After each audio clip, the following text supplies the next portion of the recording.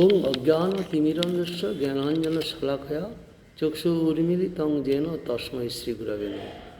বাঞ্ছাকল্পতরুভ্যশ্চ কৃপা সিন্ধুভ্যৈব চ পতিতানাং পাবনেভ্যো বৈষ্ণবেভ্যো নমঃ। শ্রীকৃষ্ণ চৈতন্য প্রভু নিত্যানন্দ শ্রী অদ্বৈত গদাধর শ্রীবাসাদি শ্রী গৌর ভক্তবৃন্দ। হরে কৃষ্ণ কৃষ্ণ কৃষ্ণ হরে হরে, হরে রাম রাম রাম হরে হরে। স্বরূপ দামোদরাদি মহাপ্রভুকে খুঁজছেন। মহাপ্রভু কোথায় গেলেন চারিদিকে খুঁজছেন। রাস্তায় এক জালিয়ার সঙ্গে দেখা হয়েছে,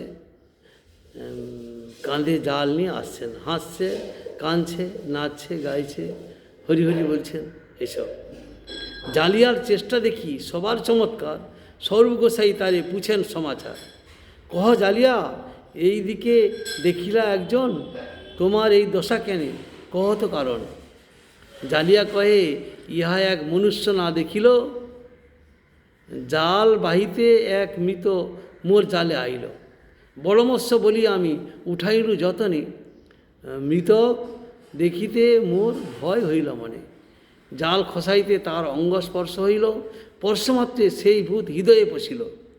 ভয়ে কম্প হইল মোর নেত্রে বহে জল, গদগদ বাণী রোম উঠিল সকল। কিবা ব্রহ্মদত্ত কিবা ভূত কখন না যায়, দর্শন মাত্রে মনুষ্যের পইসে সেই কায়। শরীর দীঘল তার হাত 5-7, এক এক হস্ত পদ তার 3 হাত। অস্থি সন্ধি ছুটি চর্ম করে নড়বড়ে, তাহা দেখি প্রাণ কার নাহি রহে ধরে। মরারূপ ধরি রহে উত্তাল নয়ন, কভু গো গো করে কভু দেখি অচেতন। সাক্ষাৎ দেখিছ মোরে পাইল সেই ভূত, মুই মইলে মোর কইছে জীবে স্ত্রী পুত। সেই তো ভূতের কথা কহ না যায়, ওঝা ঠাঁই যাইছ যদি সে ভূত ছাড়ায়। ওঝার কাছে যাচ্ছি, এই ভূত আমার গায়ে লাগছে, যা আমি মরে গেলে আমার সংসার কে দেখবে, স্ত্রী পুত্র আত্মীয়স্বজন কে দেখবে, এই জন্য আমি ওঝার কাছে যাচ্ছি। একা রাত্রে বুলি মৎস্য মারিয়ে নির্জনে, ভূত প্রেত আমার না লাগে নৃসিংহ স্মরণে। এই ভূত নৃসিংহ নামে চাপয়ে দ্বিগুণে, তাহার আকার দেখিতে ভয় লাগে মনে। রাত্রিতে যাই একা একা নৃসিংহের স্মরণ করি, নৃসিংহদেবকে, ভূত পালিয়ে যায়। কিন্তু এখানে নৃসিংহদেবকে স্মরণ করতে আরও গায়ে চাপছে বেশি করে। এত শুনি স্বরূপ গোসাই সব তত্ত্ব জানি, জালিয়ারে কিছু কয় সুমধুর বাণী। আমি বড় ওঝা জানি ভূত ছাড়াইতে, মন্ত্র পড়ি শ্রীহস্ত দিলা তাহার মাথাতে। আমি বড় ওঝা বলে মন্ত্র পড়ে সেই তার জালিয়ার মাথায় হাত দিলেন। 3 চাপড় মারি কহে ভূত পলাইল, ভয়ে পায় না পাইহ বলি সুস্থির করিল। একে প্রেম আরে ভয় দ্বিগুণ অস্থির, ভয় অংশ গেল সে হইল কিছু ধীর। ভয়টা দূর হয়ে গেল, এবার কিছু শান্ত হয়েছেন। স্বরূপ কহে যারে তুমি করো ভূত জ্ঞান, ভূত নহে তেহ কৃষ্ণ চৈতন্য ভগবান। প্রেমাবেশে পড়িলা তেহ সমুদ্রের জলে, তারে তুমি উঠাইলা আপনার ঝারে। তার স্পর্শে হইল তোমার কৃষ্ণ প্রেমোদয়, ভূত প্রেত জ্ঞানে তাহা তোমার হইল মহাভয়। এবে ভয় গেল তোমার মন হইল স্থির, কাহা তারে উঠাইয়াছ দেখাও আমারে। এবে ভয় গেল তোমার মন হইল স্থিরে, কাহা তারে উঠাইয়াছ দেখাও আমারে। জালিয়া কহে প্রভুরে দেখেছ বারবার, তেও নহেন এই অতি বিকৃত আকার। স্বরূপ কহে তার হয় প্রেমের বিকার, অস্থি সন্ধি ছাড়ে হয় অতি দীর্ঘকায়। শুনি সেই জালিয়া আনন্দিত হইল, সবা লইয়া গেল মহাপ্রভুরে দেখাইল। ভূমিতে পড়িয়া আছেন দীর্ঘ সব কায়, জলে শ্বেত তনু বালু লাগিয়াছে গায়ে। অতি দীর্ঘ শিথিল তনু চর্ম নটকায়, দূর পথ উঠাইয়া আনানো না যায়। আর্দ্র কৌপিন দূর করি শুষ্ক পরাইয়া, বহির্বাসে শোয়াইলা বালুকা ছাড়াইয়া। সবে মেলি উচ্চ করি করেন কীর্তনে সংকীর্তনে, উচ্চ করি কৃষ্ণ নাম কহেন প্রভুর কানে।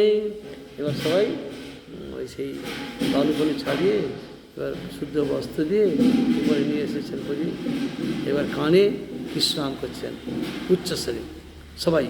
কতক্ষণে প্রভুর কানে শব্দ পরছিল, হুঙ্কার করিয়া প্রভু তবহি উঠিল, উঠিতেই অস্থি সব লাগিল নিজ স্থানে, অর্ধবাহ্যে ইতি উতি করেন দর্শনে। এবারে কানে হরিনাম সংকীর্তন প্রবেশ করছেন। এবার উচ্চস্বরে উঠে মহাপ্রভু তাড়াতাড়ি করে উঠে উচ্চস্বরে হরিনাম করতে শুরু করেছেন।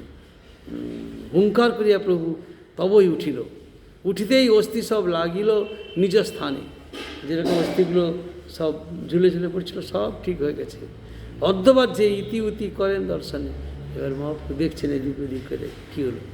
3 দশায় মহাপ্রভু রহেন সর্বকাল, অন্তদশা বাহ্যদশা অর্ধবাহ্যদ্বার। অন্তদশার কিছু ঘোর কিছু বাহ্য জ্ঞান, সেই দশা কহেন ভক্ত অর্ধবাহ্য নাম।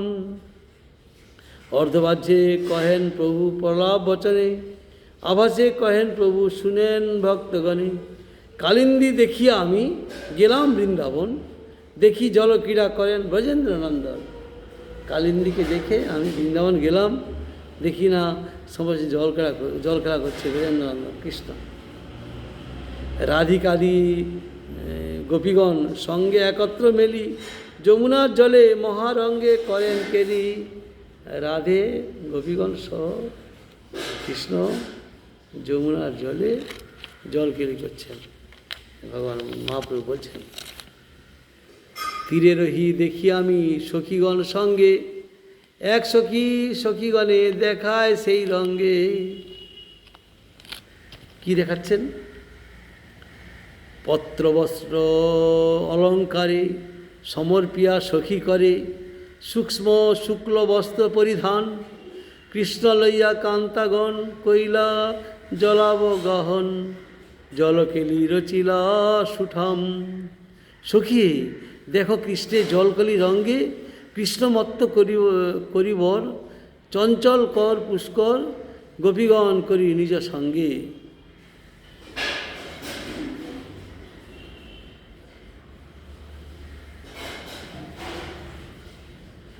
আরম্ভিলা জল কেলি, অন্যে জল ফেলাফেলি, হুড়াহুড়ি বর্ষে জলধার।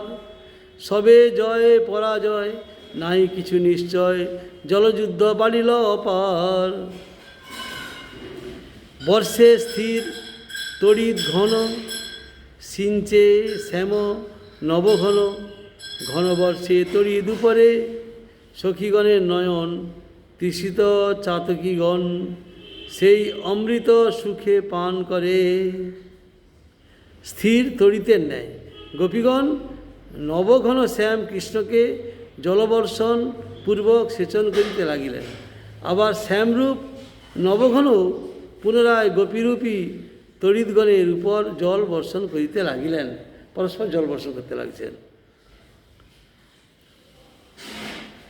প্রথমে যুদ্ধ জলাজলি, তবে যুদ্ধ করাকরি। তার পাছে যুদ্ধ মুখামুখি, তবে যুদ্ধ হৃদয়াহৃদি। তবে হইল বাদাবাদি, তবে হইল যুদ্ধ নখানখি।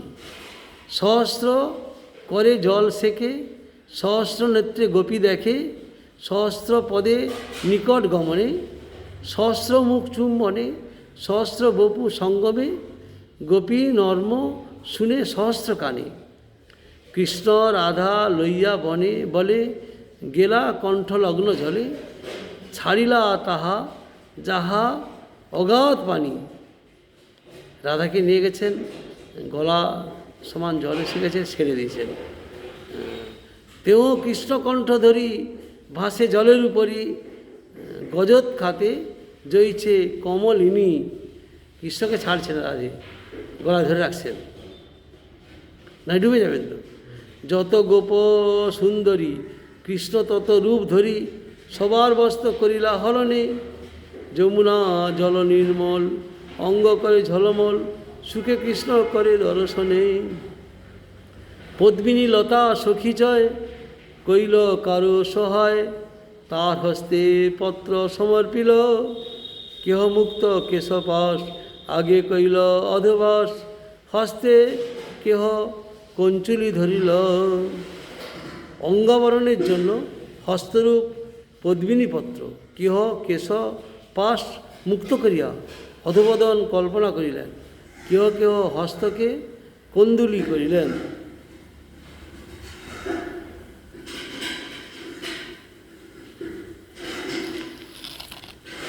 কৃষ্ণের কলহ রাধা শনি, গোপীগণ সেই ক্ষণে হেমাব্জ বনে গেলা লুকাইতে। আকণ্ঠ বপু জলে পৈশে, মুখমাত্র জলে ভাসে, পদ্মে মুখে না পারি চিনিতে। এথা কৃষ্ণ রাধা শনি কইলা যে আছিল মনে, গোপীগণ অন্বেষিতে গেলা।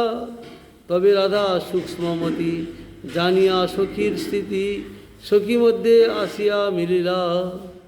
যত হেমাব্জ জলে ভাসে, তত নীলাব্জ তার পাশে। আসি আসি করয়ে মিলন, নীলাব্জে হেমাব্জে ঠেকে, যুদ্ধ হয় প্রত্যেকে, কৌতুকে দেখে তীরে সখীগণ। হেমাব্জ মানে গোপী, নীলাব্জ মানে কৃষ্ণ। সেবাপরা গোপীগণ তীরে থাকিয়া উভয়ের ক্রীড়া দেখিতে লাগিলেন। চক্রবাক মণ্ডল পৃথক পৃথক যুগল, জল হইতে করিল উদ্গম। উঠিল পদ্মমণ্ডল পৃথক পৃথক যুগল, চক্রবাকে কইল আচ্ছাদন। উঠিল বহু রক্তোৎপল পৃথক পৃথক যুগল, পদ্মগণের কইল নিবারণ। পদ্ম চাহে লুটি নিতে, উৎপল চাহে রাখিতে, চক্রবাক লাগি দুহারণ। পদ্মোৎপল অচেতন, চক্রবাক সচেতন, চক্রবাকে পদ্ম আস্বাদয়। ইহা দুহার উল্টা স্থিতি, ধর্ম হইল বিপরীতি, কৃষ্ণের রাজ্যে হইছে ন্যায় হয়।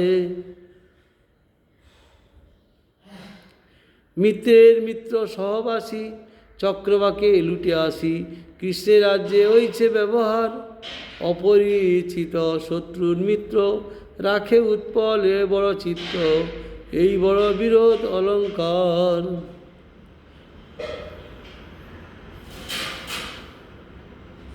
গোপীগণের অঙ্গ সকল চক্রবাক মণ্ডল, সকলেই যখন পৃথক পৃথক যুগলরূপে জল হইতে উঠিল, সেই সময় পৃথক পৃথক কৃষ্ণের লীলাপদ্মস্বরূপ করদয় চক্রবাকগুলিকে আচ্ছাদন করিল। গোপীদিগের হস্তগুলি রক্তপল, উহারা যুগলে যুগলে উঠিয়া নীল পদ্মগুলিকে নিবারণ করিতে লাগিল। নীল পদ্মগুলি চক্রবাকগুলিকে লুটিতে চায়, আর রক্তোৎপলগুলি তাহাদিগকে রক্ষা করিতে চায়। সুতরাং উভয়ের মধ্যে বিবাদ হইতে লাগিল। নীলপদ্ম রক্তোৎপল প্রেমে অচেতন, চক্রবাকগুলি সচেতন হইলেও নীলপদ্ম চক্রবাকগুলিকে আচ্ছাদন করিতে লাগিল। ইহাতে বিপরীত ধর্ম এই যে সাধারণত চক্রবাক পক্ষী পদ্ম আস্বাদন করে, কৃষ্ণের এই লীলার অচেতন পদ্মই সচেতন চক্রবাককে আস্বাদন করিল। সূর্যমিত্র পদ্ম সহজে চক্রবাকের সহবাসী, কিন্তু মিত্র হইয়াও উহা চক্রবাককে লুণ্ঠন করে। উৎপল অর্থাৎ কুমুদ রাত্রে ফোটে বলিয়া চক্রবাকের অপরিচিত শত্রু হইলেও গোপীর হস্তরূপ সেই কুমুদ শৈশীয় শরীর চক্রবাককে রক্ষা করে। ইহা বড়ই বিচিত্র। অতএব এ স্থলে বিরোধ অলঙ্কার।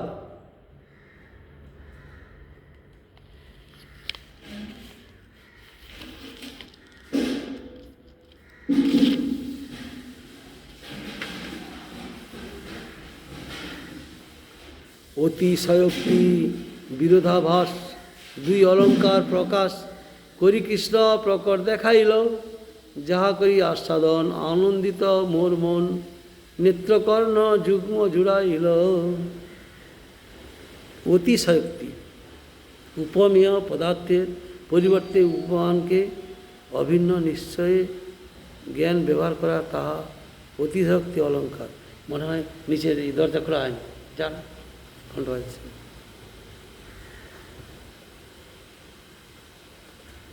বিরোধাভাস, বিরোধ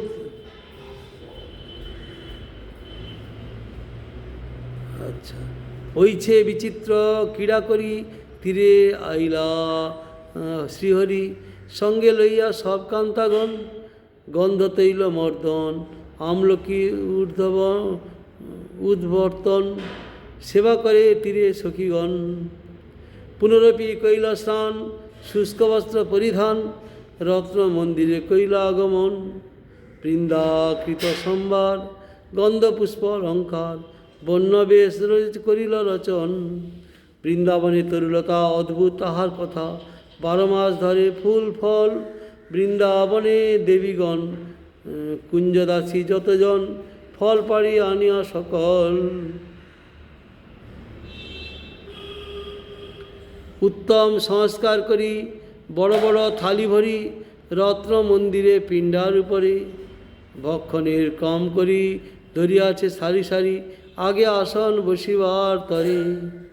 এক নারকেল নানা জাতি, এক আম্র নানা ভাতি, কলা কলি বিবিধ প্রকার, পনস খরজুর কমলা নারঙ্গা জাম সন্তরা, দ্রাক্ষা বাদাম মেওয়া যত আর, খরমুজা খিরিকা তাল কেশুর পানিফল মৃণাল, বিল্ল পিলু দারিম্বাদি যত, কোন দেশে কার খ্যাতি বৃন্দাবনের সব প্রাপ্তি, সহস্র জাতি লেখা যায় যত। গঙ্গা জল অমৃত কেলি, পীযূষ গ্রন্থি কর্পূর কেলি, সরপুরি অমৃতি পদ্মচিনি, খণ্ড ক্ষীরি সার বৃক্ষ, ঘরে করি নানা ভক্ষ, রাধা যাহা কৃষ্ণ লাগি আনি।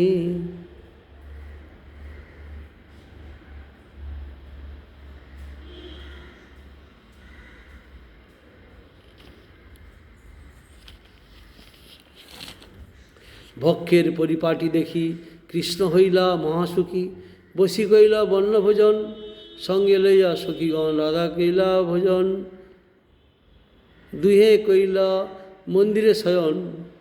কেহ কহে বিজন, কেহ করে বিজন, কেহ পাদ সম্বাহন, কেহ করায় তাম্বুল ভক্ষণ। রাধাকৃষ্ণ নিদ্রা গেলা, সখীগণ শয়ন কইলা, দেখি আমার সুখী হইল মন। এই সমস্ত কৃষ্ণ রাধা সখীগণের যে লীলা, সেইগুলো মহাপ্রভু দর্শন করেছেন, বলছেন সবাইকে। হেনকালে মরে ধরি মহাকলাহল করি, তুমি সব ইহা লইয়া আইলা, কাহা যমুনা বৃন্দাবন, কাহা কৃষ্ণ গোপীগণ, সেই সুখ ভঙ্গ করাইলা। সেই যে জালিয়া জাল থেকে তুলে নিয়ে আসছেন, নিয়ে আসার পর শুয়ে দিছেন, স্বরূপ দামোদর সবাই কানে কৃষ্ণনাম করছেন, জেগে তিনি এই কথা বলছেন যে আমি এই সব দর্শন করেছিলাম, তোমরা আমাকে নিয়ে এসছো কেন, আমার সেই সুখ ভঙ্গ করাইলে কেন। হেনকালে মরে ধরি মহা কোলাহল করি, তুমি সব ইহা লইয়া আইলা, কাহা যমুনা বৃন্দাবন, কাহা কৃষ্ণ গোপীগণ, সেই সুখ ভঙ্গ করাইলা। আমি যে সেই যে আনন্দ পেয়েছিলাম, সেই সমস্ত সুখকে ভঙ্গ করে দিলে তোমরা। বাঞ্ছা কল্পতরু আসক্তি বা সিন্ধু ভয় বছর পতিতানাং পাবনেভ্যো বৈষ্ণবেভ্যো নমো নমঃ।